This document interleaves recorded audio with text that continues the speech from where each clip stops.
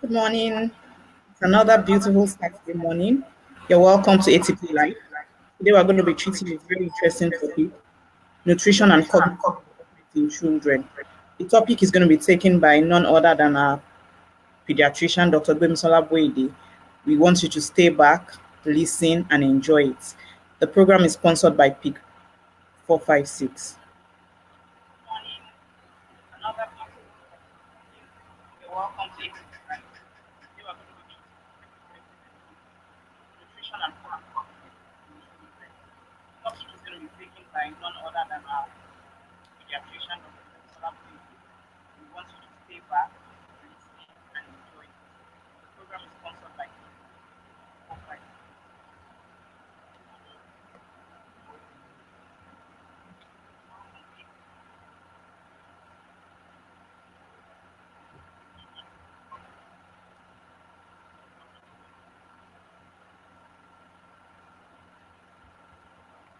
So, Dr. Gbemisola Boyede, good morning. Yeah, good morning, everyone. It's a pleasure to be here this morning, and we're going to discuss something very, very important, and that is the role of nutrition in brain development. And we're so grateful to Prisline Campina, maker of Pick 456, for sponsoring today's program. So, as usual, we'll first give a brief overview of nutrition and the brain, and then you can all ask your questions. And today we really will appreciate if you can keep your questions limited to the topic of discussion, which is the role of nutrition in brain development. So thank you so much for joining us this morning. I'm Bimisala Boyede. I'm a developmental pediatrician, and so this is one of my own area. So it's something that I need to talk about. And so thank you so much for joining us. We can see those of you that have joined us already. We just encourage you to please share the video so that more people can join us. And after the brief introduction, you can start dropping your questions, and then we'll be happy to answer them. So thank you so much. Yeah. Okay, so should we start with Sola? Yeah, I was going to ask you, what exactly do you mean when you say cognitive development in children and the role of nutrition? You hear, because oftentimes you hear parents say, "Oh, I want my child to be brilliant. What can he or she eat?" So that was what came to mind when I saw this topic. I said, "Wow, I guess every mother, every father is going to be interested."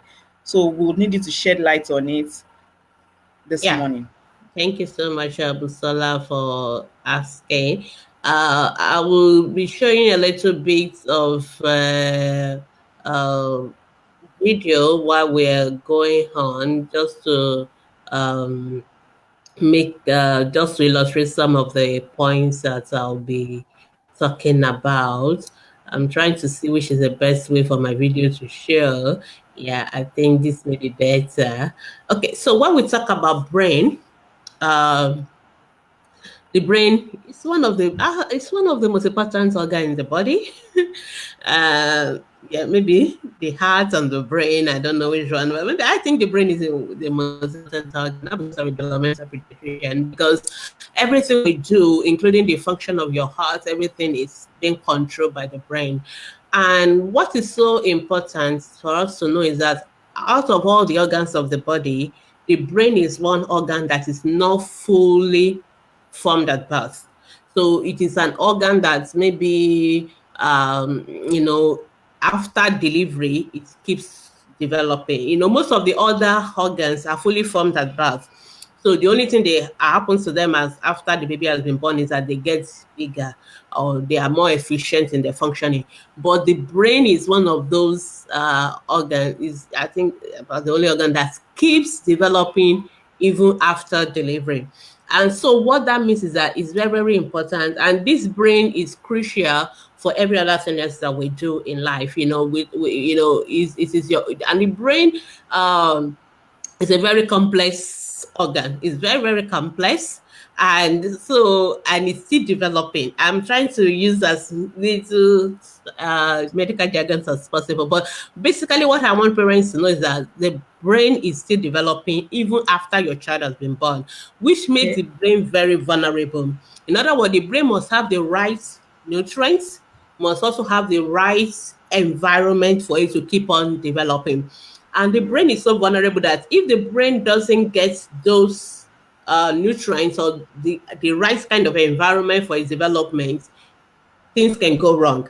And unfortunately, the brain is also one organ that once it doesn't develop or something goes wrong, that's the end of it. In other words, even if later on, maybe down the line, you now provide all those nutrients, you now provide all those right environment, the brain, there's nothing, you can't recover what has been lost. And that is why the brain is a very crucial thing. And of course, like Busala, you were saying that most parents want their children to be very bright, want their children to be very, to do excellently well in life, which is quite good. And that means that we then need to make sure we pay attention to the brain so that the brain of the child will keep on developing properly. And that's the thing, because the brain is, I don't want to go into all the extra thing about the brain developments and all that. That is for medical jargons. But I will just go straight into what does the brain needs in terms of its development for it to uh, for for the right thing to happen to the brain. Okay. Uh, I will just go into that. So there are things that the brain needs for it to really develop properly, and without those, I'm sorry. I think my laptop is good. Okay, so the most important thing that the brain needs is that it must this is one of the pictures I want us to guess. If you don't understand anything, is that 90% of the child's brain happens in the first 5 years of life. So that first 5 years of life is so crucial for brain development. You remember, it starts from the womb, or the brain starts developing from like about the third week of, that's when the brain development starts. And but it doesn't end there even after the baby was born. In the first 3 years of life, majority of brain development happen, and a little bit more on in the first 5 years of life. And that is why it is important that the brain get all that it needs for it to develop properly. These slides are just showing how the brain develop, but I'm sure most of my parents are not interested in all that. So, but just to tell us that these are the various processes by which the brain develop. And after the brain has developed as well, there are also some what we call myelination, some complex things that are going on. Now, let's talk about what are the things that will affect brain development. Okay. So your child becoming very brilliant and all that has to do with so many things. Number one, there's genetics. So that's why you see that parents that are very brilliant, especially from the mother side, tend to have very brilliant children. Yeah, but that's not the only thing, but it also requires the environment as well. So even if you have the best genetic composition for you to be a brilliant person, but if that child, maybe for whatever reason, didn't get the right nutrition, didn't get the right environment, for that brain to develop, or that child suffer an insult to the brain. For example, if the mother is taking alcohol during pregnancy, which can affect the child's brain, then despite the fact that genetically there's room for that brain to be, I mean, for the child to be the one of the best brain and all that, then that will be affected. The child's brain may not actually achieve its potential. And also the right environment. And this is where stimulation comes in. And that is why you see some children, if they are born somewhere and they are taken to another environment, people have done research like that. They take twins. what we call identical twins, which means that their genetics is almost the same thing, and then they can take one to Mushin. Sorry, apologies. Maybe some to a place that is not so resourced, and then maybe they take another one to a place that is well resourced. They find out that despite the fact that these two children have the same genetics and all that, because that's what it means to be an identical twins, they are going to turn out differently. So it means that it has not to do with the genes, it has to do with the environment as well. So the right environment with a lot of stimulation and all that is good, whereas the wrong environment, the children will not develop their potential. So these are the very important things when it comes to brain development. So one of those things that affect the brain, apart from the genetics, the environment part is where nutrition comes in, which is what we are talking about today. So I hope I've been able to bring it down, because I don't want to go into. So we are going to talk about one of those environmental influences on the brain, and the environmental influences on the brain, and that is nutrition. Yeah, and this nutrition is from the womb to when the baby is born. And if you remember the other slide, I showed that the 90% of the brain, for some people say 95% of brain development occurs in the first 5 years of life. That means that nutrition that supports the brain development must be available in the first 5 years of life. Okay, I hope that is making sense. And now I will not go into genetics. So let's talk about the environment. So when we talk about environment, when the right critical nutrients, if they are not available when they need to be available, then things can happen to the brain. And remember what I said, that the brain, once it suffers insult or injury, or it doesn't get the right thing, even if you now bring it later on, you may not be able to recover. In other words, so it is not enough for the nutrients to be there, they have to be there at the right time. I'll give you a very practical example. All of us know folic acid. Yeah. You know folic acid? Yeah, we do. The one pregnant women take. Exactly. Do you know why it's important for you to take folic acid? Because folic acid is one of those nutrients needed for the brain to develop. Now, that folic acid is very essential in the first 8 weeks of pregnancy. Now, most mothers don't realize they're even pregnant in the first 8 weeks. And then, so when they now realize they're pregnant, maybe at 3rd month, they start taking folic acid. But you see, if the folic acid was not available in the first 8 weeks, essential development of the brain could have been affected. Have you seen babies that are born with what we call spina bifida, that they have something swelling at their back and all that?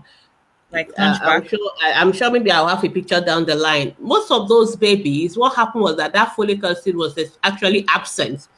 The brain is being formed in the 3rd week of life, and by the 8th weeks, most of it has been formed. So what normally happens is just continued, growth, division, synapses, myelination, and all those processes going on.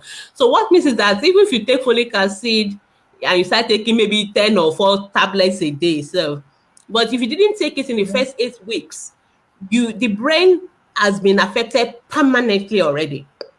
Yeah, and that is why it's important that it's not enough for us to have these nutrients.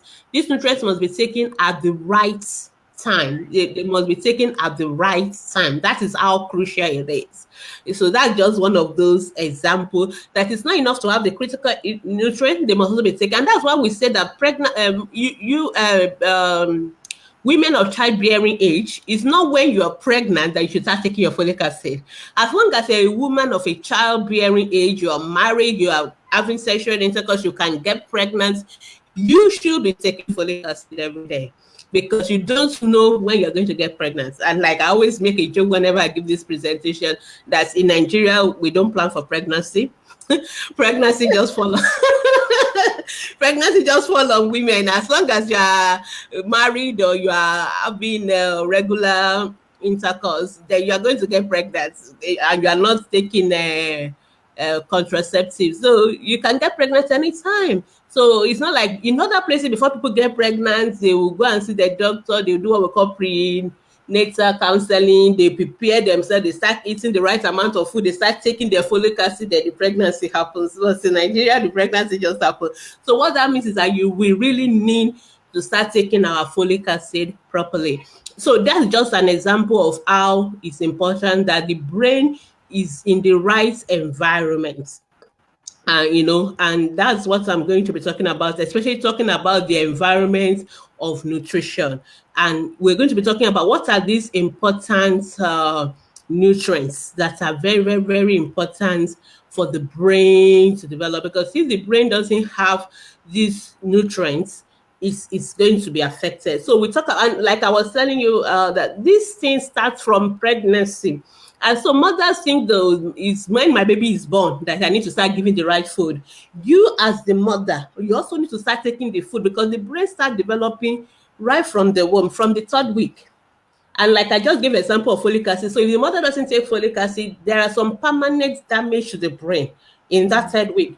There's closures that something that need to close and all that. If the folic acid is not there, there will be no closure. Then those babies will be born with what we call brain abnormalities. Wow. That is it. And there are some nutrients that you need to avoid as a pregnant mother as well, because if you take too much of, for example, vitamin A, it could also affect brain development. So the adequate environment must be present, and there are things, nutrition that you need to avoid. So if you're a pregnant mother, there's no safe amount of alcohol for children's brain. So babies that their mothers take alcohol when they're pregnant have what we call fetal alcohol syndrome.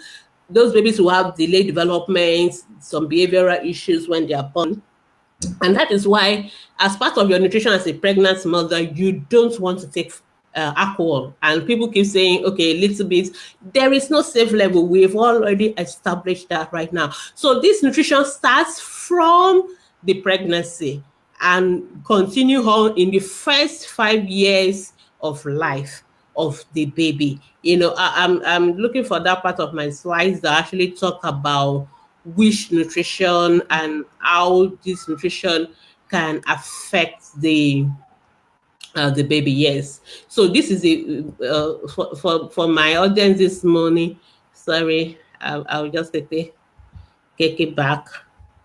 I want to talk about what are these essential nutrients for brain development. I think that's the most important thing for us to know, so that we make sure that we expose our babies to these essential nutrients for brain development. Yeah. So I've talked about mothers. So a mother should have the rights. The most important thing for mothers is you need to eat well, good nutrition. You must have good folic acid, very important. Iron, very important. That's one of the reasons why they give you all those things. I know there are some others that will say, I don't take I can't take drugs during pregnancy and all that because of the nausea and all that. But it's the reason why it's important for you to take all these things. It's not because of you, but because of the baby growing up inside you. I think we just pause a little and take our sponsorship, our sponsors message.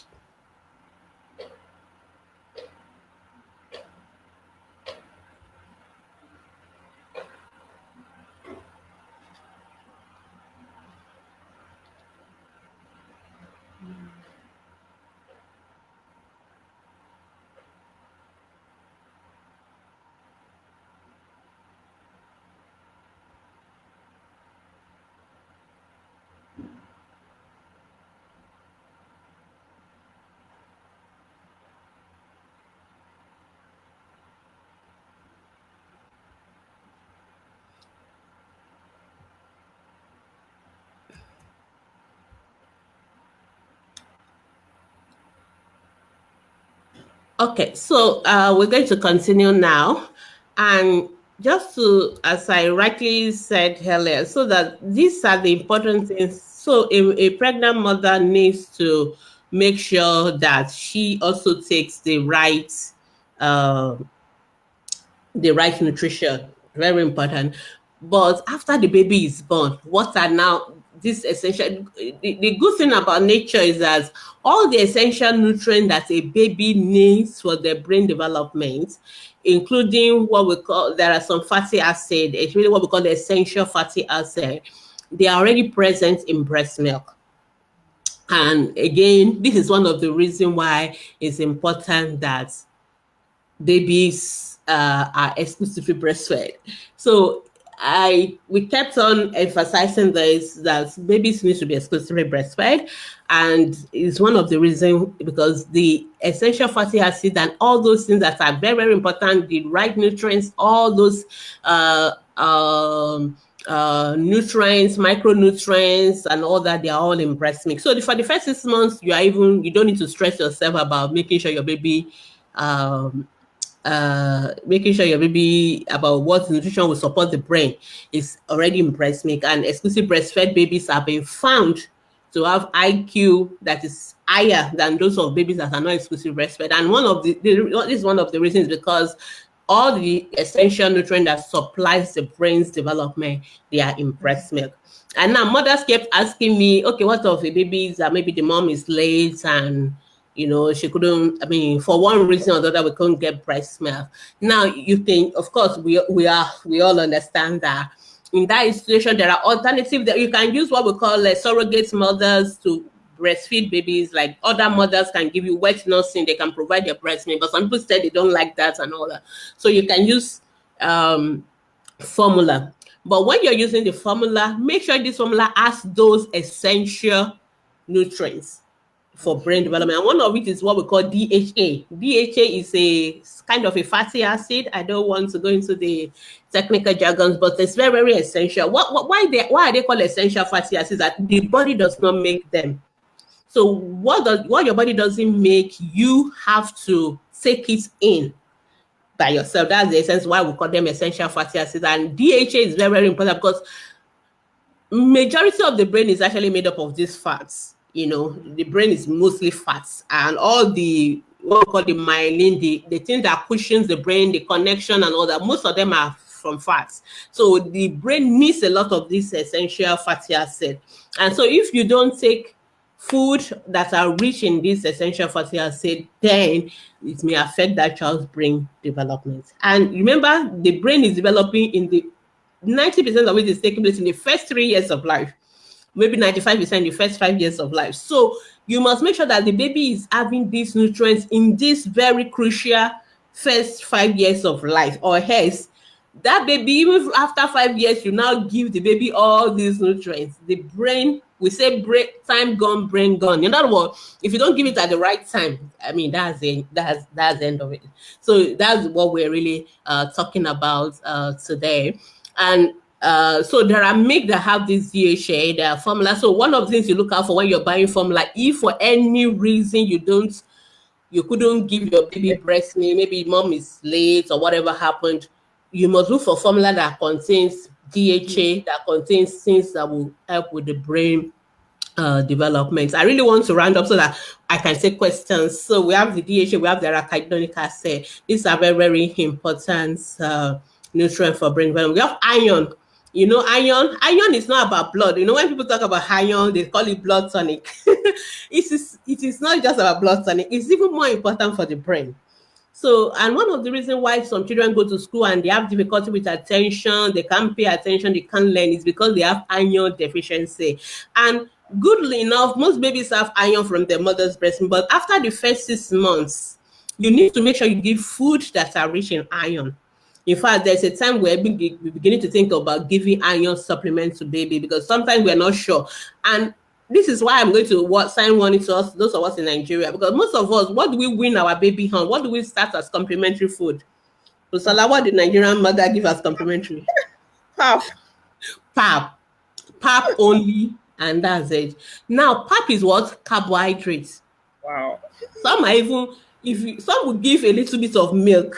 And sometimes what make people give? So that you can bear with, people will ask us whether they can have our milk. So, yeah. I don't want to mention any name. So people give the adults kind of milk to the pap. You understand? Now, this type of meat because they are made for adults. You as an adult, your brain is already developed. Your brain is not growing again. That is why it's so difficult for you to learn new skills. Do you know that it's easier for a child to learn new language? Children can learn 3 languages at the same time, whereas you want to learn a new language, you struggle. You want to learn a new skill, you struggle. It's not as if you can't do it because your brain still has a little bit of wiring that can accommodate that, but it's easier for children because their brain is so plastic. This is what we call plasticity of the brain. Is developing, is changing, so you can have so many things, you can quickly adjust to so many things. And that is why it's so important that you give these babies this right nutrient for the brain. So after 6 months, please keep on breastfeeding so that the little things that are still in breast milk the baby is getting it, but it's not going to be enough. And that is why complementary feed, you must make sure you give the right kind of food that contains this essential nutrient that I'm showing you on the screen for us to make sure our brain. So whatever milk you must be giving to a baby who is now on complementary food must have these essential things. It must have DHA. Okay, and that is why people will say, can't I just give any milk? Can't I just go and buy sachets, this sachet one that they sell? It's because most of them don't contain DHA, they don't contain iron. That is why we say give milk that is appropriate for the age of the child. The reason why we say that is not because of this thing, it's because we want the babies to have access to this essential. So when I talk about nutrition is not about food. It's not just about eating. It's also about the brain development. So don't just think like their tummy be full. I mean, what's he selling to you? No, so that the tummy is full and the mothers think they are fine. Once you give pap and they're full of no, it is not enough for the tummy to be full. It must be the right kind of nutrient because the baby is growing and it must have nutrients for the brain to grow. So there must be DHA, there must be iron. So pap and all those doesn't contain iron. So iron comes from things like meats, things like some other like animal protein, basically, those are the things that are really rich in iron, and you must give them. Some other veggies also have some little iron and things like that. And if you're not sure you're giving enough iron, you may really want to do what you may want to you may want to give iron supplements like the normal what we call blood tonic, but it's not just about blood tonic. It also has what's it called? It also has role to play in terms of brain development. The another one is iodine, and that's why luckily for us, in Nigeria now, all our salts are iodized. So make sure that you use iodized salt when you're cooking for your baby. We're not saying you should these things are not needed in plenty. They are not needed in plenty quantity. It's just a little because they are what we call micronutrients. Your baby still need the normal nutrients, the normal carbohydrate, the normal protein, but these are essential nutrients specifically needed for brain. So there are people that live in places where they are landlocked and they have a lot of iodine deficiency, and those can cause those children will be they have what we call intellectual disability, because when you don't get iodine to the brain, the children can develop hypothyroidism, and one of the features of hypothyroidism is also that the intellectual disability, also zinc and all that. So these are essential nutrient for the brain, and it's important that, especially in the first 5 years of life, that we get it right. If we don't get it right, then we're going to have thiamine is just one of the B vitamins. That's why sometimes it is important to. So I'm going to end it, and just before we start taking questions, to end it here by saying, what are the things that we need to do? Number one, how to maximize the brain of your child. Number one, you as a breastfeeding mother, you as a mother, before you get pregnant, please take your folic acid. Very important. Start taking it before you are pregnant, because as a Nigerian mother, I'm sure you don't plan for pregnancy. And before you know you are pregnant, the brain has gone. I mean, the brain has been developed already, and taking folic acid after the spinal bifida has happened is not going to change anything. So please start taking it. Two, I will not stop, will not be tired of telling you about breastfeeding. It is not just about food, it's about your baby's brain development. You can also go and do more research. So breastfeeding is very, very important. And then after, when your baby starts complementary foods, make sure that you make sure they have all these things. We've talked about essential nutrient for brain development. Apart from the normal carbohydrates, protein, which are good, which are basic things, which most of us give anyway, the all those essential fatty acid is very crucial. You must make sure you give it to your children, and that's one thing we need to make sure that we do. And the iodine, the iron, the zinc, you must make sure that whatever food you're giving to your children contain these nutrients. They don't need them in plenty quantity, but the little they need is very important. And remember that the first 5 years of life is the most crucial time for brain development. And anything goes wrong during this period, we may not be able to recover the brain. We may not be able to recover the brain. So nutrition is very important for the brain. And if the child is also not eating generally, the child has malnutrition, it will also affect the brain. The same way all the organs of the body is affected, the brain is affected as well. Unfortunately, the brain is one organ that once it suffers any insults, it doesn't tend to recover like the other. Even other parts of the body may recover. Maybe when you start giving food, the child will get bigger and hard weights, but the child's brain may not be back. So that's why it's important that we have the right nutrition. So I think I've taken a lot of time talking. So we will now have time for questions and answers. And if you have questions about nutrition in children, you can ask us now. Okay. So there's a question here from Arogunade Rachel. Good morning, doctor, and thank you for all your encouragement so far. My question is, can NAN2 be combined with Cerelac to feed a 6-month-old baby, or should it be given separately? Okay, thank you so much. So basically, how old is your baby? 6 months. So you are starting complementary food. Yes, you can give cereals. I will say you should read the instruction on the cereals themselves. We try not to talk about brands and stuff like that. Read the instruction on what the manufacturer has said. I know that some manufacturers will say they already added milk to their cereal, so you don't need to add milk. But if they say add milk, there are some cereal makers who have not added anything. So who will recommend that you add milk? So read the instruction and make sure that you follow whatever instruction they give. But I also want to quickly say that we don't really need to give store-bought cereal. No, it's not essential. You can make some of these things in your own kitchen. You can.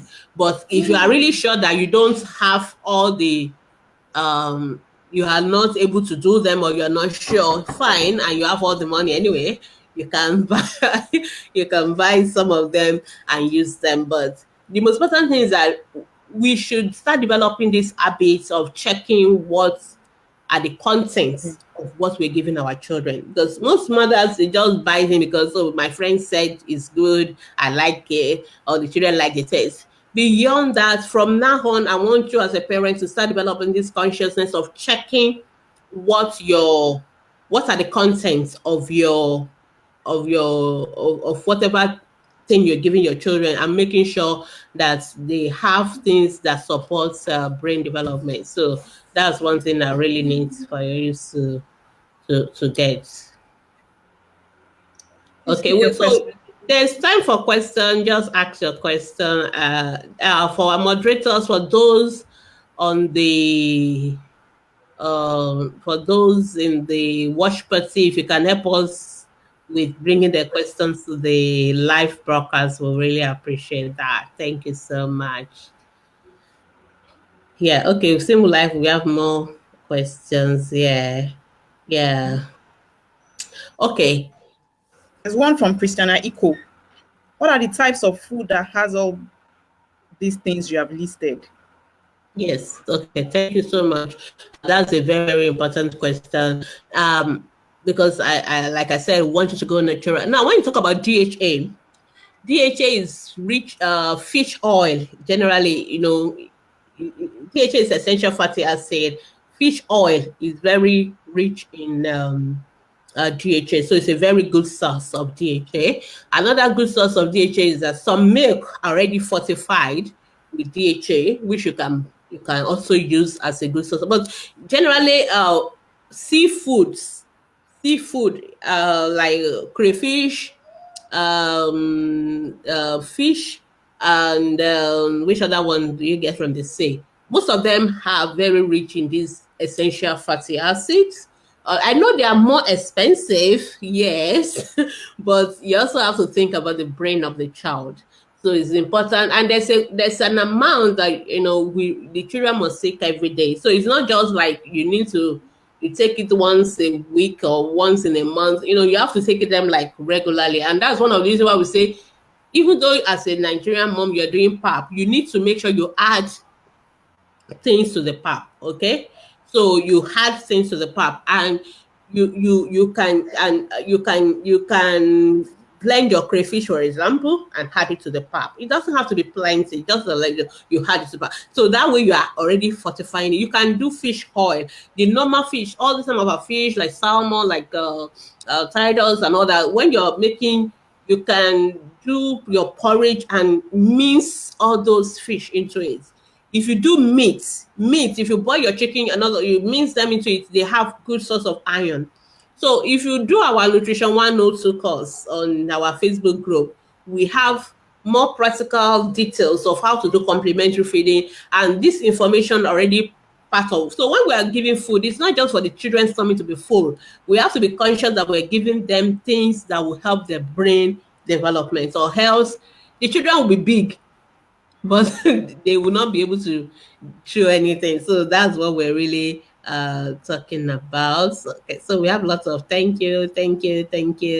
Yeah, thank you for watching. Okay, we've answered this one. Okay, somebody is asking another question.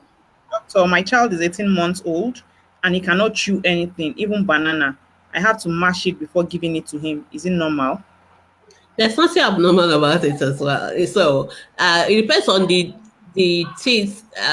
Some children, they don't have teeth start developing around 6 months. So by 2 years, most children should have all their initial set of what we call Milk. milk teeth. But some children, for one reason or another, they are just slower, and sometimes some children just doesn't like chewing. So it's okay for you to match it, and encourage the child to chew as well. You may have to encourage the child, give some other things just for the child to chew on and all that. So, but there's nothing wrong with you matching it for now. You can even blend it and make it into like a smoothie. You can blend it into the pap or something. Just be creative. The most important thing is that the child is getting the right fruit. So fruits and veggies are also very important for brain development because they tend to contain most of those micronutrients that we've talked about. Yeah.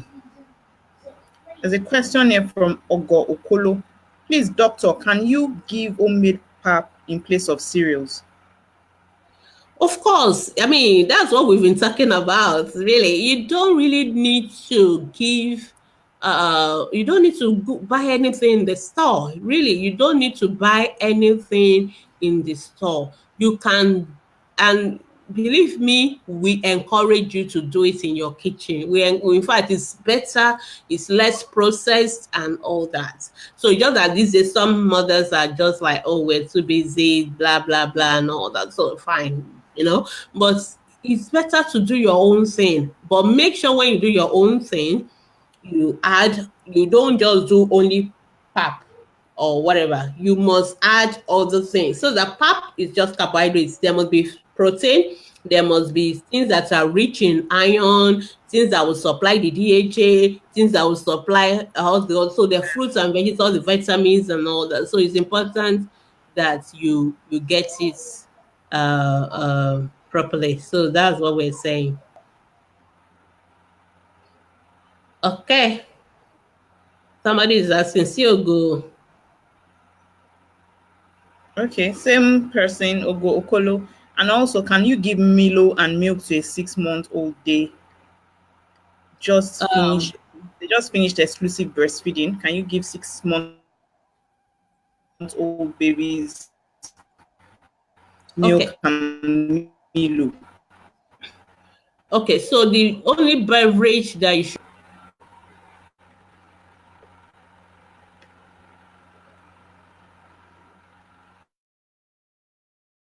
sorry, I refreshed. The only beverage that you should give to any child below 1 year is water. Water or milk. Never whatever chocolate beverage you're mentioning. So we don't recommend it. So a 6 months old baby should be given other food, breast milk. You can keep breastfeeding. You can give other age appropriate milk. And I've really explained to you today why you need to give age appropriate milk, because those milk are produced by most of the manufacturers, if you check the content anyway, to contain those nutrients that are good for brain development, which you as an adult may not necessarily need. So they may not add it to your own milk. But for the children, the formula that are made for children, because we know that children are growing, they're developing, so they need to have those things to those milk. And you must also check that there's DHA, check there's iron, check that those things. Make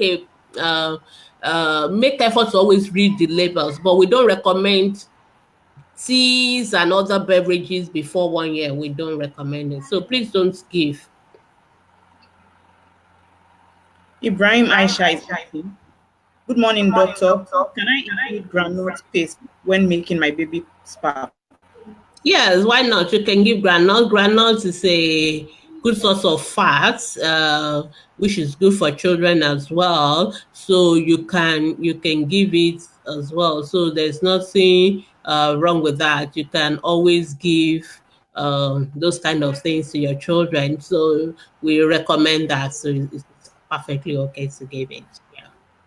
Thank you, Ogo. You're saying thank you for joining us. We appreciate you being here as well. Okay, let's go on.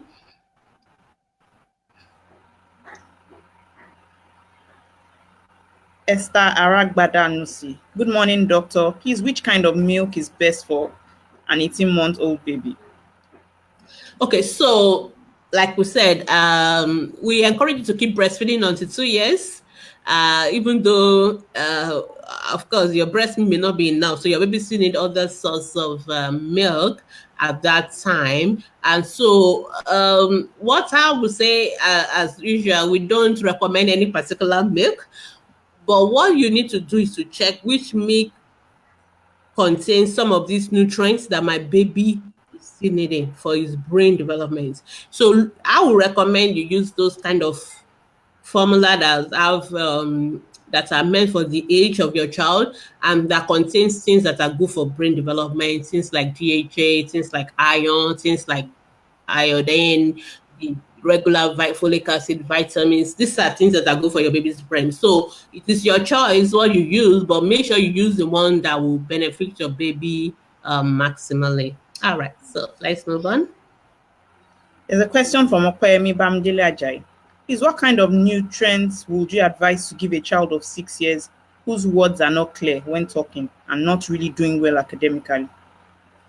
Okay, now this is a little bit tricky, Okpeyemi, because number one, we need to know what is the problem with the child. Why is the child having these intellectual difficulties or learning disabilities? So it is not everything that nutrition is going to cure. In other words, for example, let me give a practical example. If, for example, if a child, when the child was born, suffered what we call asphyxia, the baby didn't breathe on time, and that has caused a damage in the brain, and that is why this child is now having this problem. Giving a child DHA or giving a child all those food is not going to change anything. It is still good to give the child all those food that are rich in iron, rich in DHA, good nutrition generally. But I'm saying that so that the brain that is the child have will not suffer more injuries or damages. But that does not mean it is going to reverse what has happened before. So I really need to be clear, because sometimes I know some people preach a lot of nutrition healing and they think, once you eat the right food, everything will be all right. Unfortunately, the brain is one organ that sometimes everything will not be all right, even after you are now given the right thing. So, but in your own case, I'm not so sure what is the cause of this child problem. So just give the regular things we recommended: good nutrition, balanced nutrition, good, rich in iron, rich in all those things. But be careful that you don't expect that that is going to reverse this child challenges. What will reverse the child challenges or what will help the child is the therapies. So the child may need speech therapy, the child may need special education support and things like that. But I really want to be very clear that nutrition may not reverse that the what challenges the child is facing now. Okay, our time is almost up. We need to rush. I think we should take this very quickly. There's a Yeah. question from Kigomotso. And what type? I think she meant what type.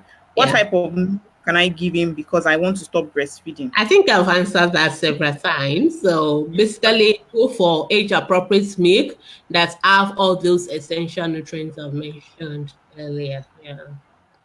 Ubani, my daughter doesn't really like eating full meal, but enjoys eating small bits. How old is your daughter, Ubani? You didn't really tell us her age, so I don't know whether that is age appropriate or not. But I don't mind as long as she's eating the food, even though she's eating them in tiny bits. But she will eventually. I don't know understand. Maybe you need to ask the question again. It's not really clear. And please include the age of your child as well, so that we can really be more specific and direct in our answer. Yeah. Well, this question is incomplete, but we can pick one or two things. Can raw egg be included in?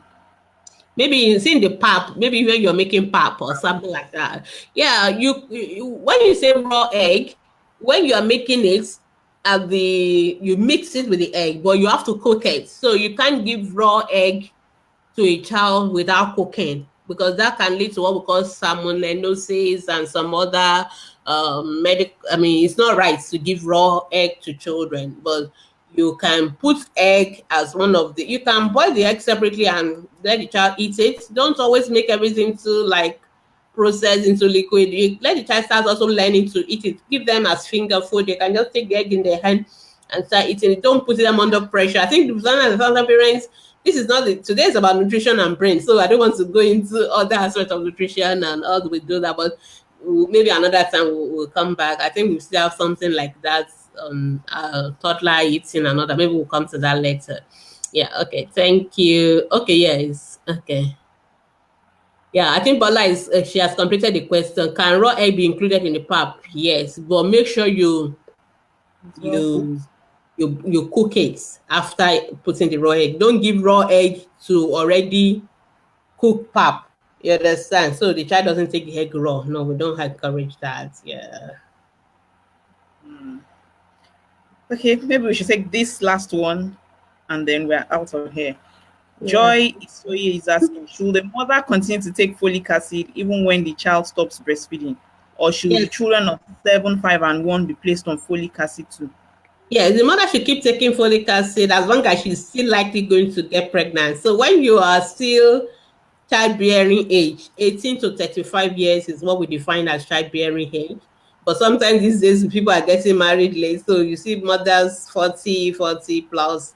But really we say 18 to 35. So you should keep taking folic acid. And children can also take folic acid. But if you give your children good fruits and vegetables, they will get their folic acid from those vegetables. But if you are not sure that you are giving enough vegetables, then you can give your you can give folic acid as supplement, no problem at all. Okay, let me just rush through those we have received before we came. Additional is asking, can we give toddler cod liver oil once in a while? Yeah, mothers ask me these questions a lot, and I always tell them, because when they make cod liver oil, they talk about the one they bought in the stores. Fine, if you want to do that, there's nothing wrong, but make sure you don't do excess. But I would rather you give food from seafoods that we mentioned, fish, things like that. That is where they get the cod liver oil. There's nothing specific. There's nothing new. I mean, they just extract it and put it in a bottle for you. You may as well just get it directly from the real source of it. So that's what I recommend. Okay, Philip is asking about a child who is not yet walking, though we're talking about nutrition. At 13 months, I'm not worried. But if the child is not working at 18 months, please see your doctor. Yeah, okay. Yeah. Cosmo is saying, okay, it's 1 year old child and is losing weight and what amount of food. A child who is losing weight really needs to be seen by a pediatrician because we need to know why the child, of course, you've alluded to it, I mean, because of the nutrition, the child is not eating enough food, but then we really need to see you. We need to see you, tell you how to give the food, the quantity to give. We need to monitor the way. So it's not something we can sort on a live broadcast. I will encourage you to take that child to the hospital, see a pediatrician, and they will walk you around that. Okay. Yes, I've answered this already. No. Yeah, can't swallow without water. I don't understand why you can't swallow without water. It mean that when you put the food in the mouth, you also have to put water immediately. Or when the child will swallow first, then the child needs to take water. I'm not sure. Chimamaka, if you can see, send that question again and clarify what you mean the child can't swallow without water. There's nothing wrong with child taking water anyway. I mean, some children have it, it's an habit. They just want to take one spoon of food and one drink of water. It's okay as long as they don't drink too much water that there's no food in their tummy. So that's fine. Yeah, children can take folic acid, but like I said, veggies is better as a source of folic acid. Yeah, yes. Shim, you can keep I think folic acid is what everybody is taking away from my broadcast this morning. Everybody can take folic acid. I also take folic acid myself. Though I'm no longer of childbearing age anyway. So, but it's okay. It's good for blood. Yeah. Okay. Chiamaka is asking me, you need to put water before you can swallow. And you, what do you mean by put water? So you mean we put water in the same spoon of pap or what? I'm really very curious about your child's. But sounds to me like this child just sees as something like an habit he has picked up, which you may just gradually kind of wane him off to start reducing the water gradually and all that. Because I'm assuming that if the child takes so much water, then the child will likely not maybe take enough food. All right, so that's our program for this morning. If you still have questions, I know you still have questions, but we have to go now.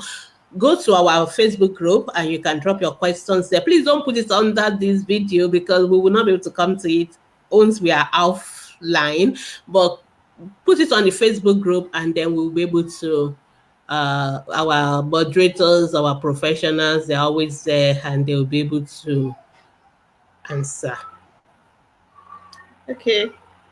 We have to go now. Thank you very much for staying tuned. We hope you learned one or two things. See you next week, same time on ATP Live. In the interim, if you want to sponsor our program, we're open to sponsorship, we're open to advert bookings. Please contact us via our email address and we'll put you through on what to do. Thank you. See you next week. Bye. All right. So thank you so much. Let's just say our final word. Okay, so thank you so much also for joining us. Like Busola said, we are very looking forward to you joining us. And if you want to sponsor us, can send us an email at askthepediatricians@gmail.com. We also have phone numbers. If you come on our group, you will see all those details. I'm sure we don't have it right now. Thank you so much. And that's been for today. Bye. Bye. Bye.